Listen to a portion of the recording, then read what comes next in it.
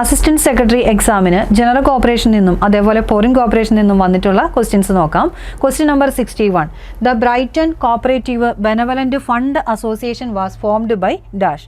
Option A CR Fay, option B doctor William King, option C Rochdale pioneers, option D Robert Owen. ചോദിച്ചിരിക്കുന്നത് എന്താണ്? Brighton cooperative benevolent fund association form ചെയ്തിരിക്കുന്നത് ആരാണെന്നാണ് ചോദിച്ചിരിക്കുന്നത്. Doctor William King ആണ് 1837 എന്ത് ചെയ്തത്? ഈ പറഞ്ഞിരിക്കുന്ന Brighton cooperative benevolent fund association അദ്ദേഹം രൂപീകരിച്ചിരിക്കുന്നത്.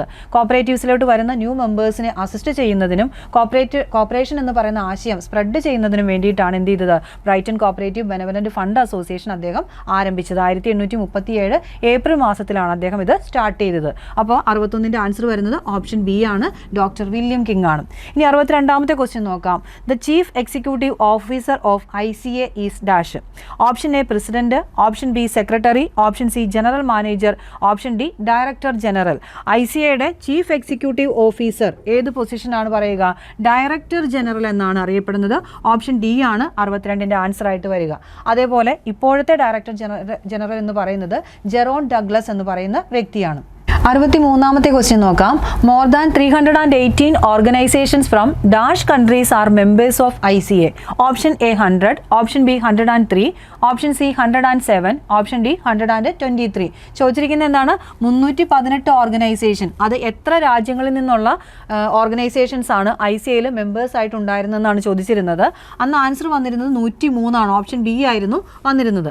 അതേപോലെ നമ്മൾ ഓർക്കണം, ഈ പറഞ്ഞിരിക്കുന്ന ഓർഗനൈസേഷൻസിൻ്റെയും കൺട്രീസിൻ്റെയും എണ്ണം ചേഞ്ച് ചെയ്ത് വരാറുണ്ട്. അപ്പോൾ അതിൻ്റെ ആൻസർ ഓപ്ഷൻ ബി 103 ആയിരുന്നു. ഇനി 64ാമത്തെ ക്വസ്റ്റ്യൻ നോക്കാം. The Deccan agriculturist relief act was passed in dash.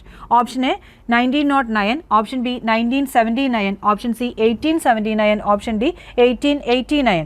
Agriculturist relief act, Deccan agriculturist relief act പാസ്സാക്കിയത് 1879 എന്താണ്? കടക്കണിയിൽ അകപ്പെടുന്ന അഗ്രികൾച്ചറിസ്റ്റിനെ ഹെൽപ്പ് ചെയ്യുന്നതിന് വേണ്ടി ഗവൺമെൻറ് പാസ്സാക്കിയ നിയമമാണ് ഡെക്കാൻ അഗ്രികൾച്ചർ റിലീഫ് ആക്ട് എന്ന് പറയുന്നത്. ഓപ്ഷൻ സി ആയിരുന്നു ആൻസർ ആയിട്ട് വന്നിരുന്നത്.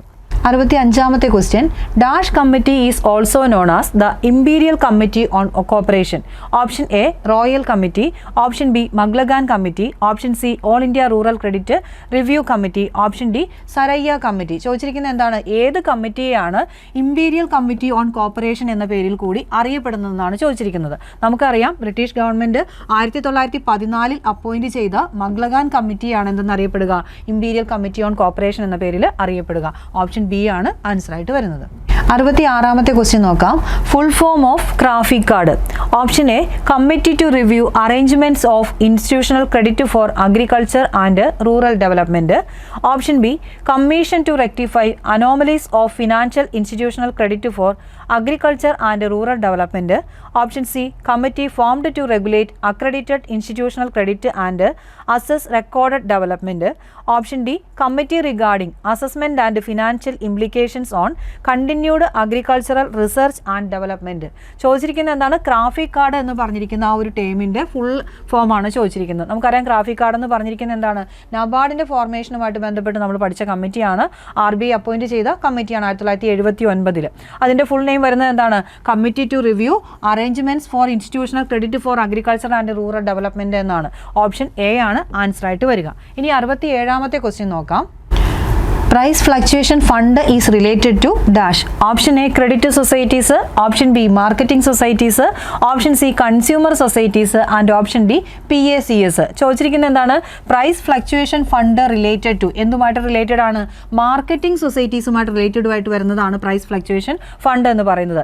മാർക്കറ്റിംഗ് സൊസൈറ്റീസ് അവരുടെ മെമ്പേഴ്സിൻ്റെ കയ്യിൽ നിന്ന് എന്ത് ചെയ്യുന്നു? പ്രോഡക്റ്റ് ഔട്ട്റൈറ്റ് പർച്ചേസ് സിസ്റ്റം അനുസരിച്ച് വാങ്ങി വെക്കുകയും പിന്നീട് മാർക്കറ്റിൽ വില കൂടുമ്പോൾ അത് വിറ്റഴിച്ച് ലാഭമുണ്ടാക്കുകയാണ് ചെയ്യുന്നത്. നേരെ മറിച്ച് മാർക്കറ്റിൽ വില കുറഞ്ഞു പോവുകയും മാർക്കറ്റിംഗ് സൊസൈറ്റീസിന് നഷ്ടമുണ്ടാകാനുള്ള സാധ്യതയും ഉള്ളതുകൊണ്ട് മാർക്കറ്റിംഗ് സൊസൈറ്റി എന്ത് ചെയ്യും? അവരുടെ നെറ്റ് പ്രോഫിറ്റിൽ നിന്ന് 10% പ്രൈസ് ഫ്ലക്ച്വേഷൻ ഫണ്ടിലോട്ട് മാറ്റി വെക്കുകയാണ് ചെയ്യുന്നത്. അപ്പോൾ ഇവിടെ ആൻസർ വരുന്നത് ഓപ്ഷൻ ബി ആണ്, മാർക്കറ്റിംഗ് സൊസൈറ്റീസ് ആണ്. ഇനി 68ാമത്തെ ക്വസ്റ്റ്യൻ നോക്കാം. The name of the umbrella organisation for the urban cooperative banks inaugurated by the union minister for cooperation on 2 March 2024 is dash. Option option A NUCFDC, option B NFUCB, option C NFUCB PCS, option D NAFSUB. ചോദിച്ചിരിക്കുന്നത് എന്താണ്? 2 March 2024 union minister for corporation എന്താണ് urban cooperative ബാങ്ക്സിനായിട്ടൊരു umbrella organisation inaugurate ചെയ്തു. അതിൻ്റെ പേരെന്താണെന്നാണ് നമ്മളോട് ചോദിച്ചിരിക്കുന്നത്. Answer വരുന്നത് എന്താണ്? NUCFDC എന്നാണ് വരിക. അതായത് national urban cooperative finance and development corporation limited എന്നാണ് അതിൻ്റെ മുഴുവനായിട്ടുള്ള പേര് വരുന്നത്. അതേപോലെ നമ്മൾ ഓർക്കണം, ഈ പറഞ്ഞിരിക്കുന്ന എന്താണ് NS വിശ്വനാഥൻ എന്ന് പറയുന്ന വ്യക്തി ചെയർപേഴ്സൺ ആയിട്ടുള്ള കമ്മിറ്റി ഓൺ അർബൻ കോപ്പറേറ്റീവ് ബാങ്ക്സിൻ്റെ റെക്കമെൻഡേഷൻ പ്രകാരമാണ് ഈ പറഞ്ഞിരിക്കുന്ന NUCFDC രൂപീകരിക്കുകയും ചെയ്തിട്ടുള്ളത്. ഇവിടെ ആൻസർ വരുന്നത് ഓപ്ഷൻ എ ആണ്. 69ാമത്തെ ക്വസ്റ്റ്യൻ നോക്കാം. The dairy products of cooperatives in Denmark are sold under the trade name. Option A റൽ brand, option B Arla Foods, option C Devondale, option D Lur brand. ചോദിച്ചിരിക്കുന്നത് എന്താണ്? ഡെൻമാർക്കിലെ dairy കോപ്പറേറ്റീവ്സിൻ്റെ പ്രോഡക്റ്റുകൾ ഏത് ട്രേഡ് നെയിമിലാണ് സോൾഡ് ചെയ്യുക, സെയിൽ ചെയ്യുക എന്നാണ് ചോദിച്ചിരിക്കുന്നത്. നമുക്കറിയാം ഏതാണ് ബ്രാൻഡ് നെയിം വരുന്നത്? ലർ എന്ന് പറഞ്ഞിരിക്കുന്ന ട്രേഡ് നെയിമിലാണ് അവിടുത്തെ ഡയറി പ്രോഡക്റ്റുകൾ സെയിൽസ് നടത്തുക. അപ്പോൾ ആൻസർ വരിക എന്താണ്? ലർ ബ്രാൻഡ്. ഓപ്ഷൻ ഡി ആണ് ആൻസർ ആയിട്ട് വരുന്നത്. അടുത്ത ക്വസ്റ്റ്യൻ 70ാമത്തെ നോക്കാം. NAFED was established in dash. Option A 1955, option B 1958, option C 1965, option D 1970. NAFED establish ചെയ്തത് നമുക്കറിയാം ഗാന്ധി ജയന്തി ദിനത്തിൽ രൂപീകരിച്ചിട്ടുള്ള നാഷണൽ അപ്പെക്സ് ഫെഡറേഷൻ ആണെന്ന് പറയുക നാഫഡ് എന്ന് പറയുന്നത്. 2 ഒക്ടോബർ 1958 രൂപീകരിച്ചിരിക്കുന്നത്. ഓപ്ഷൻ ബി ആണ് ആൻസർ ആയിട്ട് വരിക. അടുത്തത് the operation flood programme was implemented by dash. Option A NCHF, option B NCUI, option C NDDB, option D NCDC. Operation flood programme implement ചെയ്തത് ആരാണ്? നാഷണൽ ഡയറി ഡെവലപ്മെൻറ്റ് ബോർഡാണ്. NDDB ആണ്.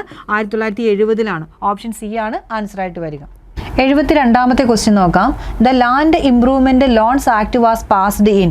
Option A 1873, option B 1883, option C 1884 and option D 1904. ചോദിച്ചിരിക്കുന്നത് എന്താണ്? Land improvement loans act പാസ്സാക്കിയത് ഏത് വർഷമാണ്?